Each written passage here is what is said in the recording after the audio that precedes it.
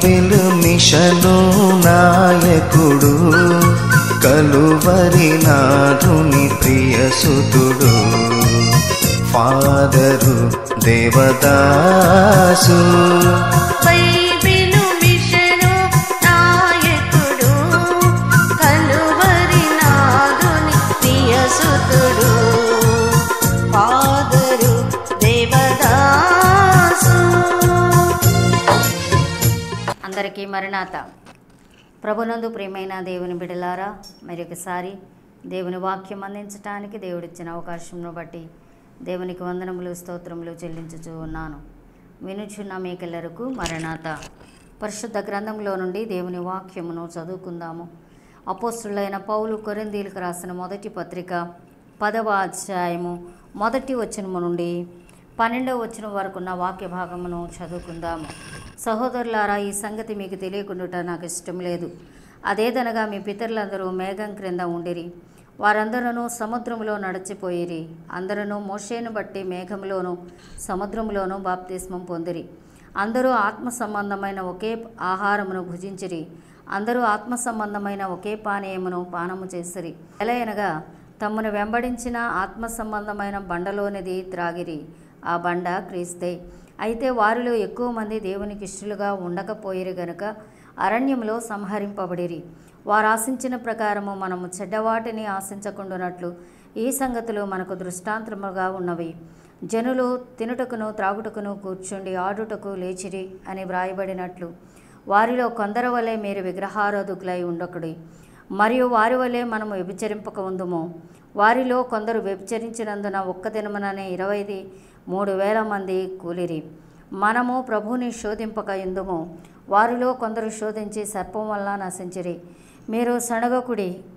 వారిలో కొందరు సణిగి సంహారకుని చేత నశించిరి. ఈ సంగతులు దృష్టాంతములుగా వారికి సంభవించి యుగాంతమందున్న మనకు బుద్ధి కలుగుటకై వ్రాయబడెను. తాను నిలుచున్నానని తలంచుకునివాడు పడకుండునట్లు జాగ్రత్తగా చూచుకొనవలెను. దేవుడు తన వాక్యమును బట్టి మనల్ని దీవించును గాక. ఆమేన్. ప్రభునందు ప్రియమైన దేవుని బిడలారా, మనము చదువుకున్న వాక్య భాగమును ఆధారం చేసుకొని నేను ఈ దినమందు మీకు చెప్పాలనుకున్న అంశము నాటి ఇశ్రాయేలీయులు నేటి క్రైస్తవ సంఘము. నాటి ఇశ్రాయేలీయులు నేటి క్రైస్తవ సంఘము. ఈ మాటలే పౌలు గారు కొరింథీ పత్రికలు వ్రాస్తూ ఉన్నారు 10వ అధ్యాయంలో. ఇదిగో ఇశ్రాయేలీయులు ఎలా ప్రవర్తించారో అలాగూ మీరు ప్రవర్తించకూడదు అని తెలియజేస్తూ ఉన్నారు. ప్రియమైన దేవుని బిడలారా, మనము మోషే సుఖోపవాస ప్రార్థన ధ్యానములలో మనం ఉన్నాము గనుక నిర్గమ కాండములో నుండి ఇశ్రాయేలీయులు ఎలా ప్రవర్తించారు, దేవునికి విధేయులుగా ఉన్నారా, దానిని బట్టి నేటి దిన క్రైస్తవ సంఘము ఏం నేర్చుకోవాలి అనేది ఈ దినమందు నేను మీకు చెప్పడానికి ఇష్టపడుతూ ఉన్నాను. మొదటిగా మనము చూసినట్లయితే నిర్గమకాండము ప్రారంభంలో విస్తారమైన శ్రమలలో నుండి ఇశ్రాయేలీయులు వెళ్తూ ఉన్నారు. ఫరో యోసేపుని ఎరగని ఫరో ఇశ్రాయేలీయులు విస్తరించి ఉండుటను బట్టి అసూయపడిన వాడై ఇశ్రాయేలీయుల మగ సంతానాన్ని చంపాలని శాసనం చేశాడు. తద్వారా ఇశ్రాయేలీయులను చంపివేస్తూ ఉన్నాడు. మనం గమనించినట్లయితే వీరికి కలిగిన శ్రమను బట్టి, పెట్టి చాకిరీని బట్టి, నిట్టూర్పులను బట్టి, బాధను బట్టి దేవునికి మొరపెట్టిన వారుగా ఉన్నారు.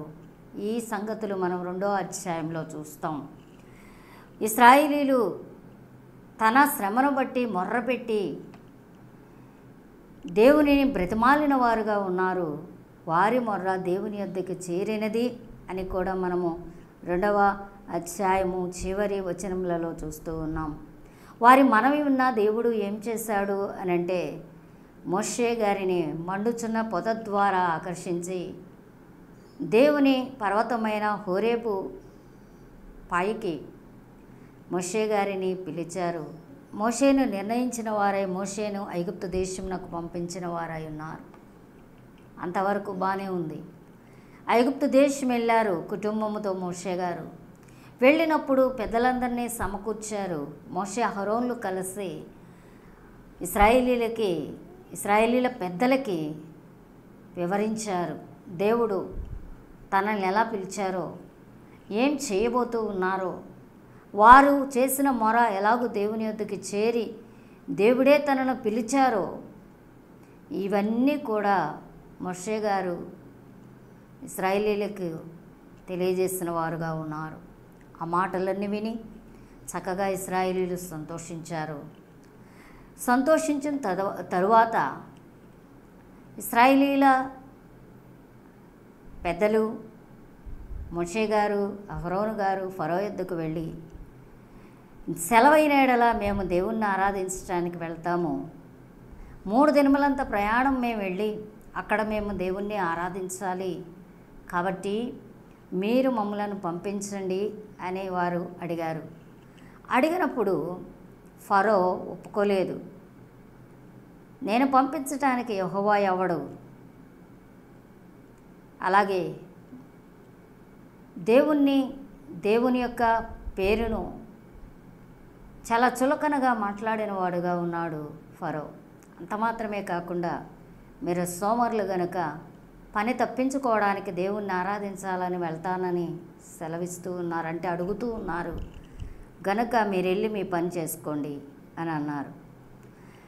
చేసుకోమన్నాడు, బాగానే ఉంది, ఎంతవరకు ఉంటే బాగానే ఉండేది. కానీ ఏం చేశాడు? కొయ్యకాలు ఇవ్వము, గడ్డి ఇవ్వము. ఇదివరకు అన్నీ మేము సమకూర్చి మీకు ఇచ్చినప్పుడు ఇటుకలు ఎలా తయారు చేసేవారులో లెక్క ప్రకారంగా మేమేమి కొయ్యకాలు గడ్డి ఏమి ఇవ్వకుండానే ఆ లెక్క ప్రకారమే మీరు మాకు ఇటుకలు లెక్క అప్పగించాలి అని ఫరో ఏం చేశాడు అంటే ఇశ్రాయేలీల మీద కార్యనియామకులను ఏర్పాటు చేశాడు. భయంకరంగా వారిని బాధించిన వారుగా ఉన్నారు. అలాగే కార్యనియామకులు ఇశ్రాయేలీలని కొడుతూ ఉన్నారు. దీనిని చూసిన ఇశ్రాయేలీల పెద్దలు ఫరో వద్దకు వెళ్ళారు. ఫరో వద్దకు వెళ్ళి, అయ్యా, మీ సేవకులైన వారు మమ్మల్ని చాలా బాధ పెడుతూ ఉన్నారు, ఏంటి ఇలాగా అని వాళ్ళు అడిగినప్పుడు, మీరు సోమరులు కనుక దేవుణ్ణి ఆరాధించడానికి వెళ్తామని మీరు చెప్పారు, మీరు పొండి, దేవుణ్ణి ఆరాధించటం లేదు ఏం లేదని వారికి పని ఎక్కువ చేశారు. వారు ఆ మాటలు ఫరో యొద్ద నుండి విని తిరిగి వస్తూ ఉండగా మోషే అహరోన్లు వీరికి కనబడ్డారు. మోషే గారిని అహరోన్ గారిని ఇశ్రాయేలీలు దూషించిన వారుగా ఉన్నారు. ఇదిగో మీరు వచ్చి, ఇదిగో మీరు మా గొంతు మీద కత్తి పెట్టారు, ఫరో చేతికి మీరు ఖడ్గమిచ్చి మమ్మలను శ్రమల పాలు చేశారు అని మాట్లాడిన వారుగా ఉన్నారు. ప్రియమైన దేవుని బిడ్డలారా, ఆనాడు ఇశ్రాయేలీలు ప్రవర్తించినట్టే ఈ దినముల్లో ఉన్న క్రైస్తవ బిడ్డలు కూడా, సంఘ సభ్యులు కూడా అలాగే ప్రవర్తిస్తూ ఉన్నారు. ఎలాగా? శ్రమ బాగా వచ్చిందనుకోండి, ప్రార్థన చేస్తూ ఉన్నారు, శ్రమ దేవుడు తొలగించి వేస్తూ ఉన్నాడు, దేవుడు మొర ఆలకించి మేలు చేస్తూ ఉన్నారు, బాగానే ఉంది. తర్వాత ఏదైనా శ్రమ వచ్చినప్పుడు, శోధన వచ్చినప్పుడు, కష్టం వచ్చినప్పుడు వారిని నడిపించే నాయకుడిని దూషించుతూ ద్వేషిస్తూ వారి మీద నేరస్థాపన చేసేవారుగా నేటిదిన క్రైస్తవ సంఘము కనబడుతూ ఉన్నది. ప్రియమైన దేవుని బిడ్డలారా, ఇశ్రాయేలీలు అలా మాట్లాడినప్పుడు మోషే అహరోనులు ఏం చేశారు అని అంటే, మోషే గారు దైవ సన్నిధికి వెళ్ళారు. అయ్యా, ఇదిగో విడిపిస్తాను, నన్ను పొమ్మన్నావు, నీ మాటను బట్టి నేను వెళ్ళాను, ఏంటి ఇశ్రాయేలీల సంగతి అనే దేవునికి మోషే గారు ప్రార్థన చేసినప్పుడు మోషే గారికి దేవుడు చెప్తూ ఉన్నారు. మండుచున్న పొదలో ఏం చెప్పారు? గొప్ప తెగుళ్లతో నేను ఐగుప్తు దేశం నాకు తీర్పు తీరుస్తాను, బలమైన హస్తము చేత ఇశ్రాయేలీల్ని పోనిస్తాడు ఈ ఫరో అని ముందుగానే సెలవిచ్చారు. కనుక దేవుడు ఏం చేశారు అని అంటే తెగుళ్లను రానియడం ప్రారంభించారు. 10 తెగుళ్ళ ద్వారా దేవుడు ఐగుప్తు దేశమును పాడు చేయడానికి, వారి దేవతలకు తీర్పు తీర్చడానికి దేవుడు నిర్ణయించిన వారై మొదటిగా నీళ్లను రక్తముగా మార్చి ఇలాగూ తెగుళ్ళు ప్రారంభము చేసే ముందు మోషే గారిని ఫరో యొద్దకు పంపించి ఫరోతో మాట్లాడమన్నారు. నేను నా పిల్లలైన ఇశ్రాయేలీలు నివసించు గోషను దేశమును నేను మినాయించెదను. ఆ దేశంలో ఎటువంటి ఆపద, కష్టము, నష్టము వారికి కానీ, వారి బిడ్డలకు కానీ, వారి పశువులకు కానీ, వారి ఇండ్లకు కానీ, వారి పంటలకు కానీ, వారి పొలములకు కానీ ఎటువంటి ఇబ్బంది ఉండదు. నేను మిమ్మలను తెగుళ్లతో శిక్షించబోతూ ఉన్నానని ముందుగానే సెలవిచ్చారు. ఇశ్రాయేలీల యొక్క కన్నుల ఎదుట దేవుడు వారి శత్రువులైన, వారిని హింసించి బాధపెట్టిన ఐగుప్తీలను, వారి పంటలను, వారి పశువులను, వారి పిల్లలను దేవుడు నాశనము చేసిన వారుగా ఉన్నారు. ప్రియమైన దేవుని బిడ్డలారా, ఇంత గొప్ప కార్యములు చేశారు దేవుడు. బాగానే ఉంది. జ్యేష్ఠ కుమారులను చంపినప్పుడు అప్పటికప్పుడు ఫరో మోషే గారిని, అహరోను గారిని పిలిపించి దయచేసి మా దేశం విడిచిపోండి, నన్ను దీవించండి అని మాట్లాడారు. సరే, వెళ్తూ వాళ్ళు దేవుడు సెలవిచ్చినట్టుగా వెండి నగలను, బంగారు నగలను తీసుకున్నారు, వస్త్రములను అడిగి తీసుకున్నారు. దోపుడు సొమ్ముతో చక్క సంతోషముగా ఐగుప్తు దేశమును విడిచి పశువులతోనూ, చిన్నబిడ్డలతోనూ, యవనస్తులతోనూ, వృద్ధులతోనూ, సకల ప్రజలు, సకల పశు సంపద సమస్తము వెంటబెట్టుకొని సంతోషంగా ఐగుప్తు దేశంలో నుండి అర్ధరాత్రి వీరు బయలుదేరిన వారుగా ఉన్నారు. ప్రియమైన దేవుని బిడ్డలారా, 3 దినములు వారు ప్రయాణం చేసిన తర్వాత ఇశ్రాయేలీయులు పీహహీరోతు అక్కడ దిగినప్పుడు ఎర్ర సముద్రము అడ్డుగా వచ్చింది. ఇశ్రాయేలీయులు ఐగుప్తు దేశంలో నుండి వచ్చి బయలుదేరి వచ్చివేసిన తర్వాత ఫరోకి ఒక ఆలోచన వచ్చింది. అరే, మన సేవలో ఉండకుండా ఇశ్రాయేలీయులను మనం పోనిచ్చేమే, వారిని అలా పోనిస్తే ఎలాగా? కాబట్టి వారిని పట్టుకుందాం, వారి పెద్ద దూరమే వెళ్ళి ఉండరు, వారిని నాశనం చేద్దామని బయలుదేరారు, వస్తూ ఉన్నారు. ఇశ్రాయేలీల ముందర సముద్రం కనబడుతుంది, వెనుక ఫరో సైన్యము గుర్రములతోనూ, రథములతోనూ, రౌతులతోనూ వచ్చి ఉన్నాడు. వీరికి భయమేసేసింది. వాళ్ళు అక్కడ మాట్లాడుతూ ఉన్నారు మోషే గారి మీద, ఐగుప్తు దేశంలో సమాధులు లేవని ఇక్కడ తీసుకొని వచ్చావా? ఇదిగో ముందే చెప్పాం కదా, మేము ఐగుప్తీయులకు దాసులమవుతామని చెప్పాం కదా, మేము దాసులమైపోతాం, వెనక్కి తిరిగి వెళ్ళిపోతాం, ఐగుప్తుకి వెళ్ళిపోతాం అని మాట్లాడిన వారుగా ఉన్నారు. ఇంకా పైగా అంటున్నారు, మేము మాంసము వండుకుంటూ ఉండగా, కుండలలో మాంసము వండుకుంటూ ఉండగా అప్పుడు ఎలా చావకపోతేమి అని మాట్లాడుతూ ఉన్నారు. ఈ మాటలన్నీ విన్న మోషే గారు వెళ్ళి దేవుని సన్నిధిలో ప్రార్థన చేస్తూ ఉన్నారు. అయ్యా, ఏంటి ఈ సంగతి? ఎదర సముద్రం ఉంది, వెనక శత్రువులు ఉన్నారు, ఇశ్రాయేలీయులను ఏం చేయాలి అని మాట్లాడుతూ ఉన్నప్పుడు, ప్రార్థన చేసినప్పుడు దేవుడు అంటూ ఉన్నారు, ఇదిగో సాగిపోవుడి, నీవేళ నాకు మొరపెడుతున్నావు, సాగిపోండి అని మాట్లాడిన వారుగా ఉన్నారు.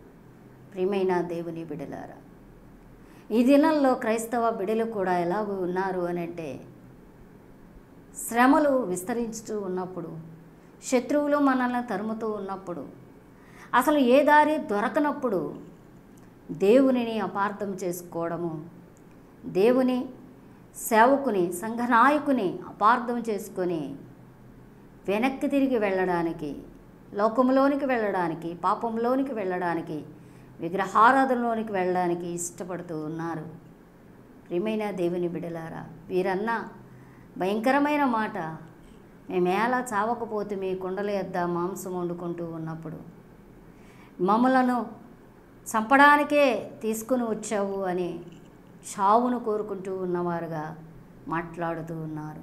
ప్రియమైన దేవుని బిడ్డలారా, శ్రమ ఎక్కువైనప్పుడు వీరి మాట, వీరి మనస్సు అదుపు తప్పి మాట్లాడకూడని మాటలు మాట్లాడిన వారుగా ఉన్నారు ఇశ్రాయేలీయులు. ప్రియమైన దేవుని బిడ్డలారా, ఈ దినముల్లో క్రైస్తవ బిడ్డలైన వారు శ్రమలు వచ్చినప్పుడు చావును ఆశించేవారుగా, చావు సంబంధమైన మాటలు మాట్లాడేవారుగా కనబడుతూ ఉన్నారు. కానీ వీరన్న మాటలకు మొరపెడుతూ ఉన్నప్పుడు మోషే గారికి దేవుడు చెప్తూ ఉన్నాడు, నువ్వేళ మొర పెడుతున్నావు? సాగిపోవాలే కానీ ఆగిపోకూడదు. అందుకే పౌలు గారు అంటూ ఉన్నారు, ఇదిగో నేను నా ముందున్న గురి యొద్దకే నేను పరిగెత్తుచూ ఉన్నాను, వెనుకున్న వాటినన్నిటిని మరచి ముందున్న వాటి కొరకు నేను వేగిరపడుచూ ఉన్నాను. శ్రమైన, కష్టమైన, దుఃఖమైన, ఉన్నవైనా రాబోవునవైనా, వస్త్రహీనతైన, ఉపద్రవమైన ఏది క్రీస్తు ప్రేమ నుండి నన్ను ఎడబాపనేరదు అని మాట్లాడుతూ ఉన్నారు పౌలు గారు. ప్రియమైన దేవుని బిడలారా, క్రీస్తును ధరించుకున్న మనము, క్రీస్తు బిడలుగా లోకంలో కొనసాగుతూ ఉన్న మనము పౌలు గారి వలె ఉండాలి కానీ ఇశ్రాయేలీల వలె దేవుని దూషించేవారుగా, దేవుని అపార్థం చేసుకునేవారుగా, దేవుని సేవకును దూషించేవారుగా, దేవుని సేవకును అపార్థం చేసుకునేవారుగా ఉండకూడదు. ఎందుకు అనంటే దేవదాసయ్య గారు అంటూ ఉన్నారు, రాకడ మేఘం ఎక్కేంత వరకు పాప శోధన, సాతాను శోధన ఉంటుంది. ఇంకా ఎఫెసీ పత్రికలో మనం చూసినట్లయితే పౌలు గారు అంటూ ఉన్నారు, మనం పోరాడినది శరీరులతో కాదు, అంధకార సంబంధులకు దురాత్మలతోనూ మనం పోరాడుతున్నామని తెలియజేస్తూ ఉన్నారు. యోబు గారు అంటూ ఉన్నారు, నరుల కాలము యుద్ధకాలము కాదా? కాబట్టి ప్రియమైన దేవుని బిడలారా, పోరాడాలి. పౌలు గారు అంటూ ఉన్నారు, నేను మంచి పోరాటము పోరాడు తిని, నా పరుగు కడముట్టించి తిని. బాప్తిసం తీసుకునేటప్పుడు నేను నీ బిడ్డగా బ్రతుకుతాను ప్రభువా, నీవే కావాలి, ఏది ఉన్నా లేకున్నా నేను నీ యొద్దే నమ్మకముగా ఉంటానని ప్రమాణం చేసుకొని బాప్తిసం పొందిన మనము, సంఘము పాదశుద్ధి ద్వారా శుద్ధి చేయబడి ప్రభు శరీర రక్తముల ద్వారా, సంస్కార భోజనం ద్వారా ప్రభు లోపలికి ప్రవేశిస్తున్న మనము క్రీస్తు వలె బ్రతకాలి. నేను క్రీస్తుని పోలి నడుచుకున్నాను, మీరు నన్ను పోలి నడుచుకోండి అని పౌలు గారు చెప్పినట్లుగా పౌలు వలె నడవాలి. భక్తులైన వారిని మనం మాదిరిగా పెట్టుకొని నడవలసిన వారమై ఉన్నాము కానీ సావును ఎంత మాత్రము కోరుకొనకూడదు. అంత మహాభక్తుడైన ఏలియా ప్రవక్త చావును కోరుకున్నప్పుడు, ఏలియా మరణాపేక్ష గలవాడై పదరీ వృక్షం కింద కూర్చున్నప్పుడు దేవుడు, సరే నీకు మరణం కావాలంటున్నావు కదా, సరే నువ్వు భూమి మీద ఉండొద్దు, నేను నిన్ను తీసుకుపోతాను అన్నట్లుగా దేవుడు ఆరోహణ ద్వారా ఏలియా గారిని తీసుకొని వెళ్ళారు. ప్రియమైన దేవుని బిడలారా, ఏ ఉద్దేశంతో దేవుడు మనల్ని పుట్టించాడో, ఈ లోకంలోకి తీసుకొని వచ్చాడో ఆయన చిత్తం నెరవేర్చవల్లే కానీ దేవుడు మనకు ఆయుష్ ఇచ్చినంత వరకు దేవుని పని చేయవలసిందే కానీ చావును కోరుకోకూడదు, దేవుణ్ణి అపార్థం చేసుకోకూడదు, దేవుని సేవకుడిని అపార్థం చేసుకోకూడదు. ఓకే, ఇది జరిగిన తర్వాత దేవుడు మాట్లాడుతూ ఉన్నారు, నీ కర్రను ఆ నది వైపు చూపించమన్నారు. పాయలైంది, చక్కగా ఇశ్రాయేలీలు నడిచిపోయారు. ఫరో సైన్యం మధ్యలోనికి రాగానే సైన్యమంతా మధ్యలోకి వచ్చిన తర్వాత ఇశ్రాయేలీలు ఒడ్డుకు చేరారు. మరలా దేవుడు కర్రను ఎర్ర సముద్రం వైపు చూపించమన్నారు. 2 పాయలు కలిసిపోయినాయి. ఫరో యొక్క సైన్యము, ఐగుప్తీల శవములు సముద్రపు ఒడ్డున ఇశ్రాయేలీలు చూచారు. మనం అక్కడ చూసినట్లయితే నిర్గమకాండ 14వ అధ్యాయము చివరి వచనాల్లో మనం చూస్తే ఇశ్రాయేలీలు మోషే యందును యెహోవా యందును నమ్మకముంచిరి. జరుగుతున్న కార్యములను బట్టి ఇంతకు ముందేమో దూషించారు, అపార్థం చేసుకున్నారు, మాట్లాడారు. ఇప్పుడేమో నమ్మకం ఉంచుతూ ఉన్నారు, సంతోషపడుతూ ఉన్నారు.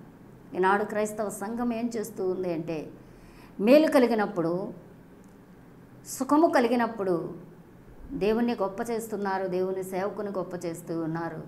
శ్రమ కలిగినప్పుడు దేవుని దూషిస్తూ ఉన్నారు, అపార్థం చేసుకుంటున్నారు, దేవుని సేవకుని అపార్థం చేసుకుంటూ ఉన్నారు. కానీ ప్రియమైన దేవుని బిడలారా, ఎప్పుడూ ఒకే విధంగా ఉండాలి, అదే దేవుడు కోరుకుంటూ ఉన్నాడు. తర్వాత ఎర్ర సముద్రమును దాటి యువతలకు వచ్చిన తర్వాత ఇశ్రాయేలీలు దేవుని స్తుతించారు. అలాగే స్త్రీలైన వారిని ఏర్పాటు చేసుకొని మిరియాము గారు కొందరు స్త్రీలతో కలిసి తంబురుతోనూ నాట్యముతోనూ దేవుడు చేసిన గొప్ప కార్యమును బట్టి స్తుతించిన వారుగా ఉన్నారు. ఎర్ర సముద్రము దాటిన తర్వాత వారు మారా అనే చోటుకు వచ్చారు. అక్కడ నీళ్లు చేదుగా ఉన్నాయి. వారు మోషే మీద సణిగిన వారుగా ఉన్నారు. సడిగినప్పుడు దేవుడు సణిగినప్పుడు ఇశ్రాయేలీయులు మారా యొద్దకు వచ్చినప్పుడు నీరు చేదుగా ఉన్నాయి.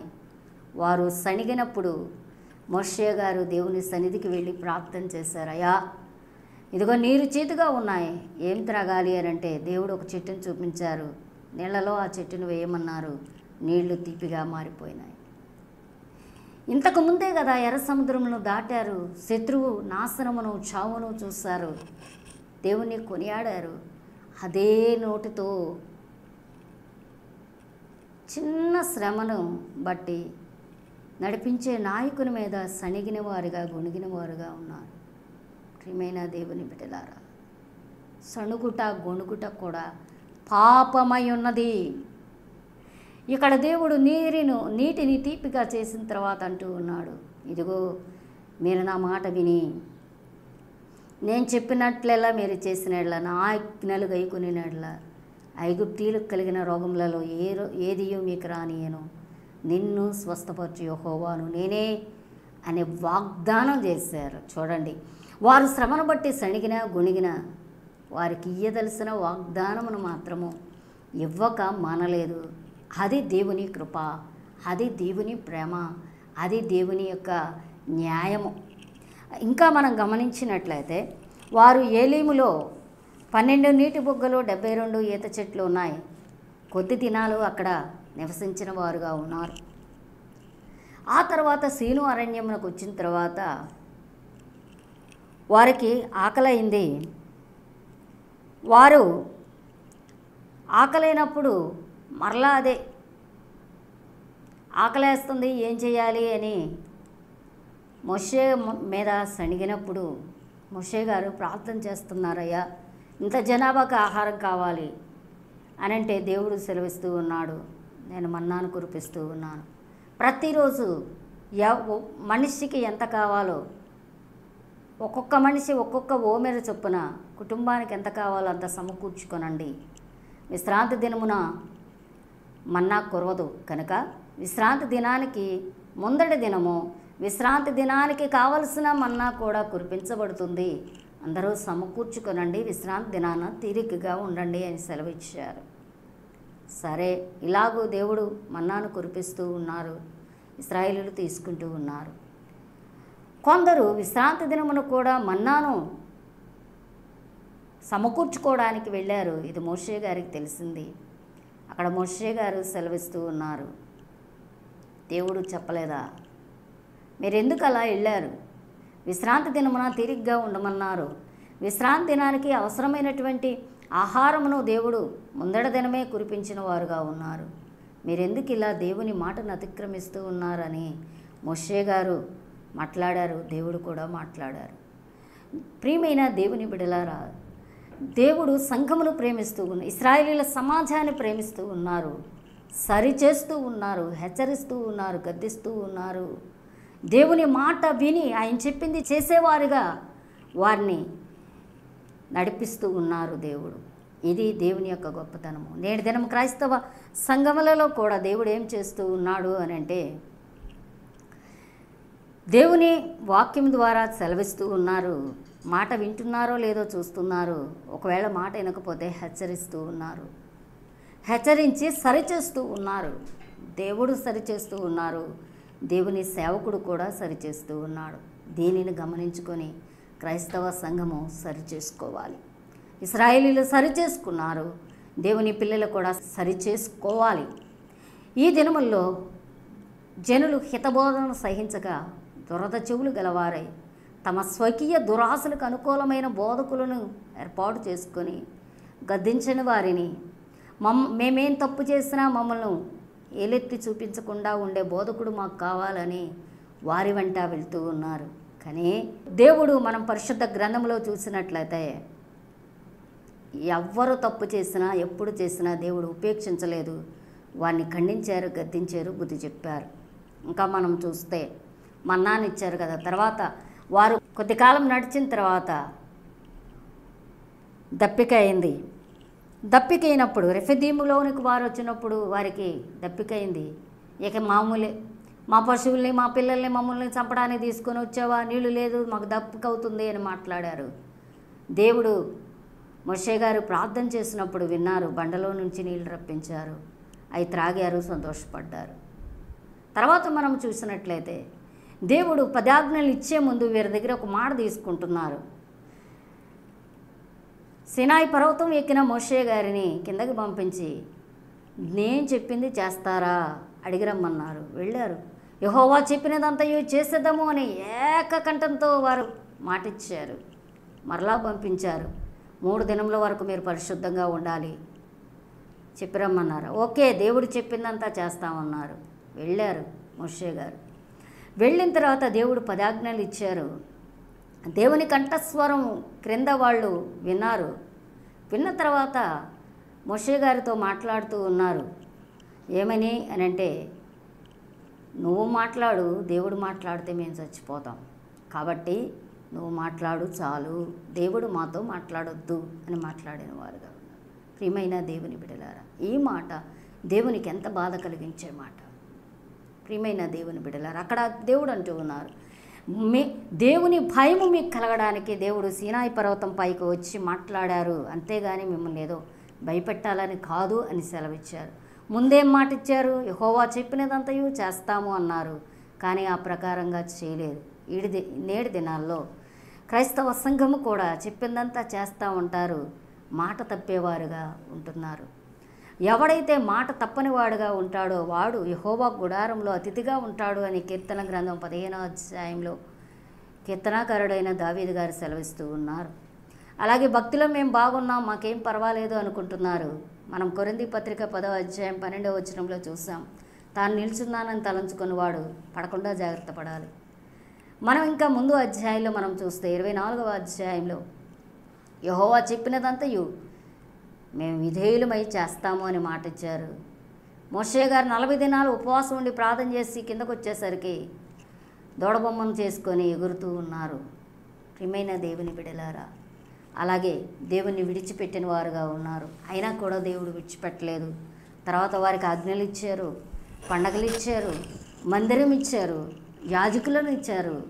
అలాగే వారికి బలులు అర్పించటం, పాపక్షమాపణ పొందటం, పాపాన్ని పోగొట్టుకునేటువంటి మార్గమును ఏర్పాటు చేశారు. ఇంకా అన్నిటికంటే గొప్ప సంగతి ఏంటంటే, ఐగుప్తు దేశంలో నుండి వారు బయలుదేరింది మొదలుకొని పగలు మేఘస్తంభంలోను రాత్రి అగ్నిస్తంభంలోను దేవుని సన్నిధిని తోడుగా ఉంచారు. నేటి దిన క్రైస్తవ బిడ్డలైన వారు కూడా మాటించి మాట తప్పేవారుగా ఉంటూ ఉన్నారు, పడిపోతూ ఉన్నారు. అయినా కూడా దేవుడు తన సన్నిధిని దూరం చేయకుండా తన సన్నిధిని తోడుగా ఉంచుతూ ఉన్నారు, సహాయం చేస్తూ ఉన్నారు, వారి ప్రార్థనలు ఆలకిస్తున్నారు, వారి ప్రార్థనలకు జవాబిస్తూ ఉన్నారు, ఆపదల్లో తప్పిస్తూ వారిని కాపాడుతూ ఉన్నారు, రాకడకు సిద్ధం చేయాలని ప్రయత్నం చేస్తున్నారు, దేవుడు ప్రయాసపడుతూ ఉన్నారు. కాబట్టి దేవుని వాక్యం వింటున్న దేవుని పిల్లలారా, ఎంత కోపం కలిగించినా తన సన్నిధిని దూరం చేయలేదు, దేవాలయమును దూరం చేయలేదు. దేవుడు ఇశ్రాయేలీయులకి యాజకులను దూరం చేయలేదు, అలాగే ఆజ్ఞలను దూరం చేయలేదు, పండగలను దూరం చేయలేదు. దేవుడు తన సేవకుడైన మోషే గారి ద్వారా వారిని నడిపిస్తూనే ఉన్నారు. అలాగే ఎన్ని తప్పులు చేసినా క్రైస్తవ సంఘాన్ని దేవుడు ఓర్చుకొని దేవుడు తన సేవకుల ద్వారా సంఘాన్ని సరిచేస్తూ ఉన్నారు. అలాగే వారిని బలపరచడానికి గొప్ప వాక్యములు చెప్పిస్తూ ఉన్నారు, గొప్ప మేలు చేస్తూ ఉన్నారు. కనుక వాక్యం వింటున్న దేవుని పిల్లలారా, దేవుని మహాకృపను బట్టి దేవుడు మరలా వాక్యాన్ని మనం జ్ఞాపకం చేసుకొని సరిచేసుకోవడం అవకాశం మనకి ఇస్తూ ఉన్నారు. కనుక సరిచేసుకోనండి. ఇశ్రాయేలీయుల వల్లే తప్పిపోయినప్పటికీ సరిచేయబడి రెండవ రాకడ త్వరగా రాబోతూ ఉంది కనుక రాకడకు సిద్ధపడటానికి ప్రయత్నం చేయండి. అటు భాగ్యము ధన్యత ప్రభు మీకెల్లరికి అనుగ్రహించి దీవించునుగాక. ఆమేన్. ప్రార్థన చేసుకుందాం. వాక్యమైన మా తండ్రి, మీకు స్తోత్రములు, నమస్కారములు. నాటి దినముల్లో ఇశ్రాయేలీయులు ఎలాగో మా నాయన తప్పిపోయినా, ఎన్ని తప్పులు చేసినా క్షమించి వారికి మా నాయన ఆజ్ఞలు ఇచ్చారు, మందిరం ఇచ్చారు, యాజకులను ఇచ్చారు ప్రభువా. అలాగే మా తండ్రి మీ సన్నిధిని తోడుగా ఉంచారు. అలాగే వాక్యం వింటున్నా నీ బిడ్డలైన వారికి మీ సన్నిధి తోడుగా ఉంచి వారి తప్పులను మనైనా యాజకులైన వారు సరిచేస్తూ ఉండగా, సంఘ కాపరులు సరిచేస్తూ ఉండగా సరిచేయబడిన వారై రెండో రాకడకు పరిశుద్ధులుగా నీతిమంతులుగా సిద్ధపడటానికి సహాయం దయచేసి దీవించమని, ఎట్టివారినైనా ఏ స్థలమందైనా పట్టి రక్షించడానికి పాటలు అందుతూ ఉన్న యేసునామమున ప్రార్థన చేయించున్నాము తండ్రి. ఆమేన్. తన పిల్లలైన ఇశ్రాయేలీయులకి తన సన్నిధిని తోడుగా ఇచ్చిన తండ్రి అయిన దేవుని ప్రేమ, సదాకాలం మీతో కూడా ఉంటానని సెలవిచ్చిన కుమారుడైన క్రీస్తు వారి యొక్క కృప మీలో ఉందును, మీతో ఉందును, మిమ్మల్ని నడిపిస్తానని వాగ్దానం చేసి అందరి అంతరంగంలో ఉండి పాప బ్రతుకు నుండి విడిపిస్తూ రెండవ రాకడకు సిద్ధం చేస్తూ ఉన్నాం. అంతరంగ నివాసైన పరిశుద్ధ ఆత్మ తండ్రి యొక్క అన్యోన్య సహవాసము సదా మీకు తోడయండి. సరిచేయబడి పడకుండా జాగ్రత్తగా నిలబడగలిగిన భాగ్యము, ధన్యత ప్రభు మీకు అనుగ్రహించి దీవించును గాక. ఆమేన్. అందరికీ మరణాత. ఎన్నో మిషనులు ఉన్నవి భూమిలో, ఎన్నో మిషనులు ఉన్నవి భూమిలో, సన్నిధి నేర్పిన సద్గురువెవరు, సన్నిధి నేర్పిన సద్గురువెవరు, సన్నిధి పరుడగు ఈ గురువే, సన్నిధి పరుడ